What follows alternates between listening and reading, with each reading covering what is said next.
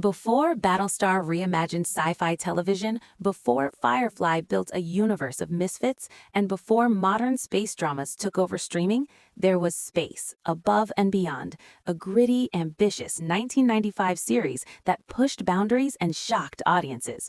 But behind the powerful military drama, eerie aliens, and heavy storytelling are some strange, surprising, and rarely mentioned secrets. Today, we're diving into 10 weird facts about Space Above and Beyond that you probably never knew. Let's launch into it. Space Above and Beyond didn't chase wonder. It chased fear.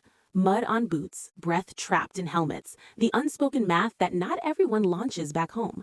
It wore the skin of science fiction, but it moved like a war film, where pilots were assets, not legends, and every mission took something with it.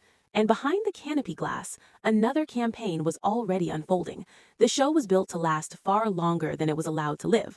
The call signs carried meanings most viewers never noticed, and when the series disappeared, it didn't fade. It set like something unfinished that never stopped hardening. These are 10 weird facts about Space Above and Beyond, the war story that got cut off mid-sentence and never stopped echoing. Number 1. Space Above and Beyond didn't chase cool sci-fi, it chased exhaustion on purpose, because the creators wanted the 58th to look like soldiers who had been living in the fight, not actors visiting a set. So they built misery into the environment first. Sets were kept wet, then smeared with fuller's earth, a clay dust that photographs like perfect battlefield grime. The problem is, you don't just see fuller's earth, you wear it, you breathe it. It clings to skin, creeps into seams, and turns a long day into a slow irritation you can't rinse off between takes. The mud wasn't a special effect, it was the day's starting point. Then, Queensland turned it into a real endurance test, heat that regularly pushed past 100 degrees Fahrenheit, paired with heavy tactical armor and sealed helmets designed to look military, not breathable.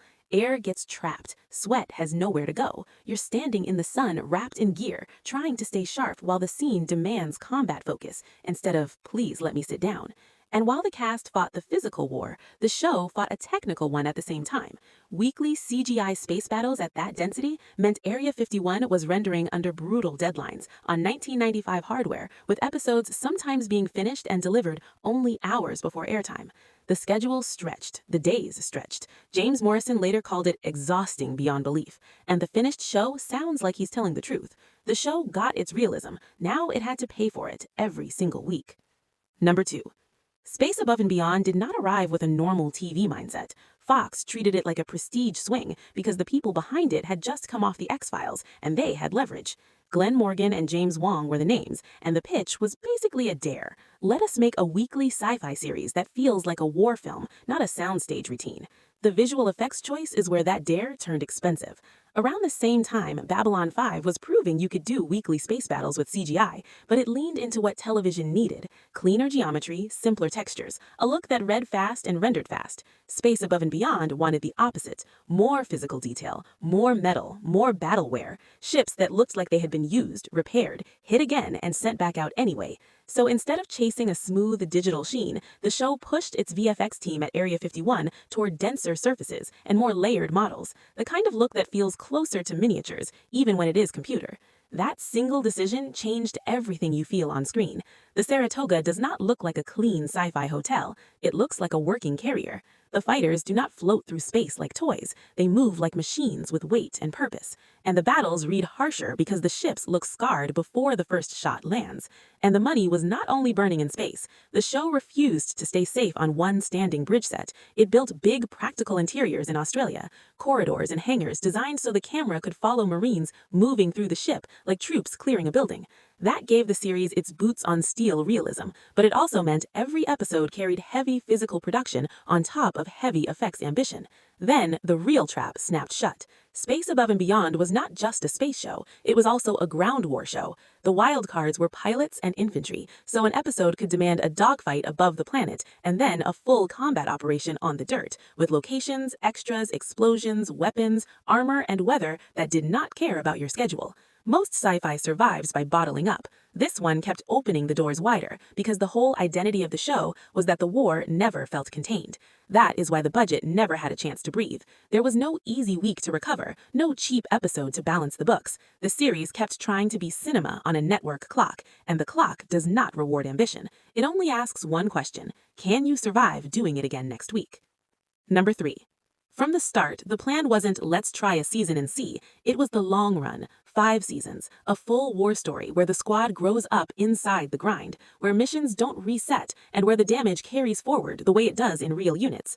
That's why the show aimed so hard for weight, discipline, consequence. It was designed to build slowly, not spike fast. But Fox never gave it the conditions a slow build needs.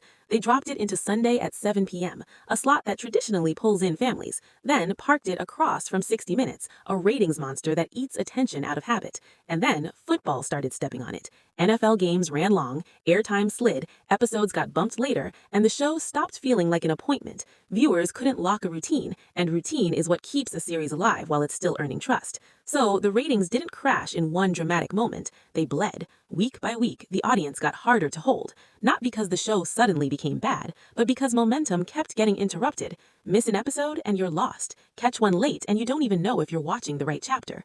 A war story needs consistency to build attachment, and this one kept getting yanked out of people's hands. By the time Fox made the call, it didn't feel like the network was reacting to a creative failure. It felt like they were refusing to nurse a wounded rollout back to health. They pulled the plug after 1 season, before the series could reach the part it was built for. The creators knew what was coming, and they didn't soften the ending to beg for mercy. Tell Our Moms We Done Our Best doesn't play like a cliffhanger trying to bait renewal. It plays like a show choosing honesty. People die, answers don't arrive, the war keeps moving, because the whole point was that it always would. It was supposed to be 5 seasons. Instead, it got 1 season and a farewell that hit like a casualty report. Number 4.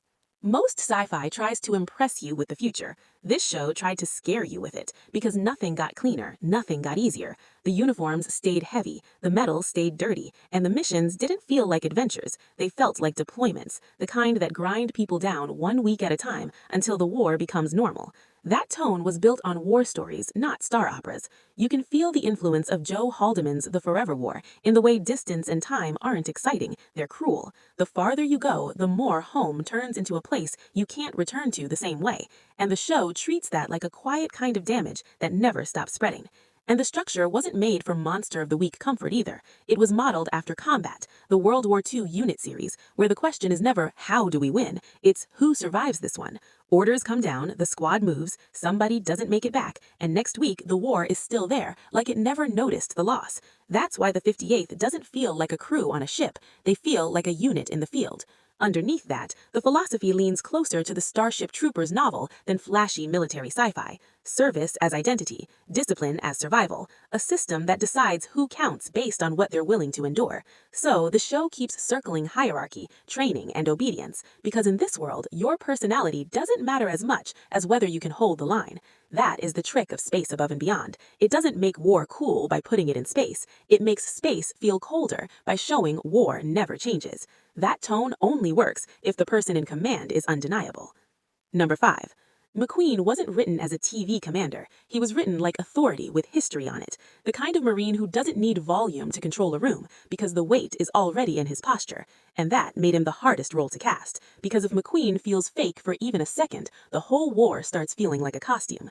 Fox wanted something safe and familiar, a clean type the audience would instantly accept as command. But Glen Morgan and James Wong kept rejecting that version because they weren't looking for a boss. They were looking for someone you'd follow into a situation that can't be won.